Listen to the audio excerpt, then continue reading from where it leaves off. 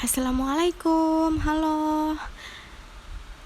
Di video kali ini, saya akan menjelaskan materi tentang hak atas kekayaan intelektual. Pertama-tama, saya akan menjelaskan tentang pengertian dan pembagian kelompok haki. Haki adalah padanan kata yang biasa digunakan untuk IPR atau Intellectual Property Rights. Secara substantif, pengertian haki dapat diuraikan sebagai hak atas kekayaan yang timbul atau lahir karena kemampuan intelektual manusia. Haki dibagi menjadi beberapa kelompok, yaitu karya-karya di bidang ilmu pengetahuan, seni, sastra, ataupun teknologi. Memang dihasilkan atau dilahirkan manusia melalui kemampuan intelektualnya, melalui daya cipta, rasa, dan karsanya. Lanjut, adapun perlindungan hukum haki meliputi 1.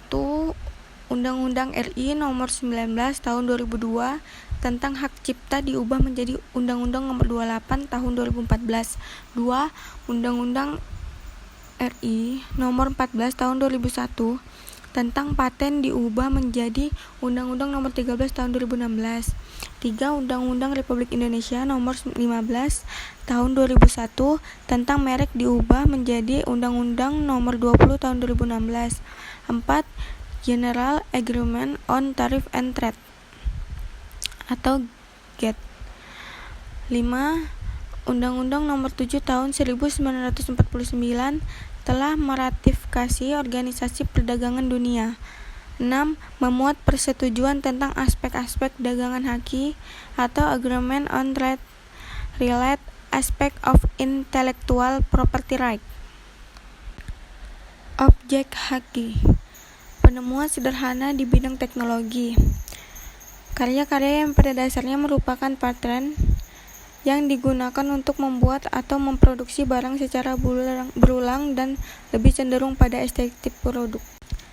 Hak paten: pengertian dari hak paten, hak eksklusif yang diberikan negara kepada investor atas hasil invasinya di bidang teknologi, untuk selama waktu tertentu melaksanakan sendiri invensinya tersebut, memberikan persetujuan kepada orang lain untuk melaksanakannya.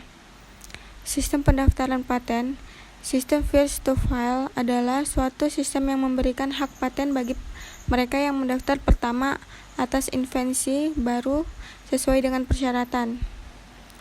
Sistem first to invent adalah suatu sistem yang memberikan hak paten bagi mereka yang menemukan informasi pertama kali sesuai dengan persyaratan yang telah ditentukan.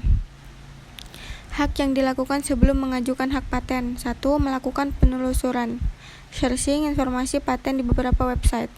2. Melakukan analisa, apakah ada ciri khusus dari investasi yang akan diajukan. 3. Mengambil keputusan.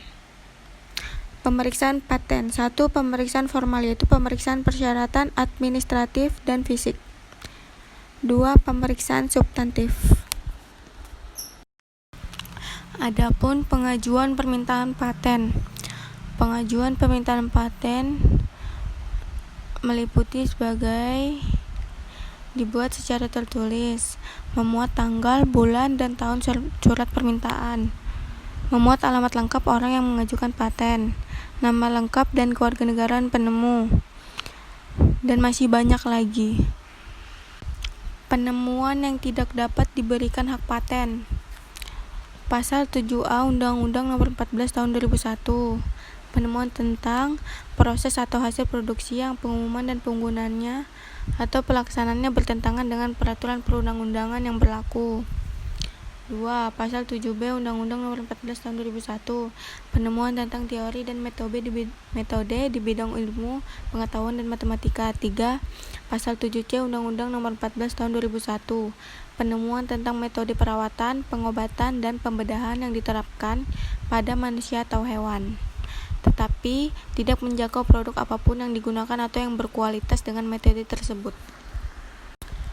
Adapun pelanggaran hak paten, iPhone versus Samsung. Di sini banyak menjelaskan tentang pelanggaran hak paten tersebut. Hak merek. Merek jasa, merek yang digunakan pada jasa yang diperdagangkan oleh seseorang atau beberapa orang secara bersama-sama atau badan hukum untuk membedakan dengan jasa-jasa jenis lainnya. Sedangkan merek dagang, merek yang digunakan pada barang yang diperdagangkan oleh seseorang atau beberapa orang secara bersama-sama atau badan hukum untuk membedakan dengan barang-barang sejenis lainnya. Merek yang terdaftar mendapat perlindungan hukum untuk jangka waktu 10 tahun atas permintaan pemilik merek.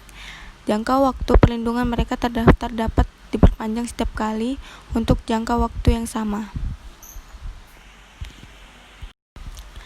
Hak cipta. Dalam Undang-Undang Nomor 19 Tahun 2002 tentang hak cipta memiliki pengertian bahwa hak eksklusif bagi pencipta atau penerima hak untuk mengumumkan atau memperbanyak ciptaannya atau memberi izin itu dengan tidak mengurangi pembatasan-pembatasan menurut peraturan perundang-undangan yang berlaku. Pemegang hak cipta. Pencipta sebagai pemilik hak cipta, orang atau badan lain yang menerima hak dari pencipta, orang atau badan lain yang menerima lebih lanjut hak dari penerima sebelumnya. Pengalihan hak cipta 1. Pewaris 2. Hibah 3. Wasiat 4. Dijadikan milik negara 5. Perjanjian. Hak yang dimiliki pencipta 1. Hak moral 2. Hak menyewakan 3. Hak ekonomi atau economic rights. Hak yang menyebabkan hak cipta ditolak 1. Ciptaan yang di luar bidang ilmu pengetahuan 2. Ciptaan yang tidak orisinal 3. Ciptaan yang tidak diwujudkan dalam bentuk yang nyata 4. Ciptaan yang sudah merupakan milik umum. Pelanggaran hak cipta. Terjadi pengeksploitasian untuk kepentingan komersial sebuah karya cipta untuk terlebih dahulu meminta izin atau mendapatkan lisensi dari penciptanya atau ahli warisnya, termasuk di dalamnya tindakan penjiplakan. 2. Peniadaan nama pencipta pada ciptaannya. 3. Pengganti atau perubahan nama pencipta pada ciptaannya yang dilakukan tanpa persetujuan dari pemilik hak ciptanya. 4. Penggantian atau perubahan judul sebuah ciptaan tanpa persetujuan dari penciptanya atau ahli warisnya. Adapun kategori pembajakan musik dibagi menjadi 4, yaitu illegal copying, bootlegging, counterfeiting, illegal uploading. Ada juga faktor dan solusi pembajakan. Faktornya, penegakan hukum sebagai salah satu penyebab maraknya pembajakan VCD adalah kurang tegasnya aparat hukum dalam menangani pelanggaran yang terjadi dan rendahnya hukuman yang diberikan kepada pelanggar hak akan kekayaan intelektual. Solusinya, mengadakan sosialisasi kepada masyarakat tentang perlunya membeli CD atau VCD original dengan menggandeng pers atau media dan para musisi agar turut serta memajukan industri musik tanah air kita. Yang terakhir, sanksi. Undang-Undang Nomor 19 Tahun 2002, barang siapa dengan sengaja dan tanpa hak melakukan perbuatan sebagaimana dimaksud dalam pasal 2 ayat 1 atau pasal 14 atau pasal 49 ayat 1 dan ayat 2 dipidana dengan pidana penjara masing-masing paling singkat 1 bulan dan atau denda paling sedikit 1 juta. Dan Undang-Undang Nomor 19 Tahun 2002, barang siapa dengan sengaja menyiarkan, memamerkan, mengedarkan atau menjual kepada umum suatu ciptaan atau barang hasil pelanggaran hak cipta atau hak terkait sebagaimana dimaksud pada ayat 1 dipidana dengan pidana penjara paling lama 5 tahun atau denda paling banyak 500 juta rupiah. Sekian materi hak atas kekayaan intelektual yang sudah saya sampaikan. Terima kasih, semoga bermanfaat bagi kita semua. Wassalamualaikum warahmatullahi wabarakatuh.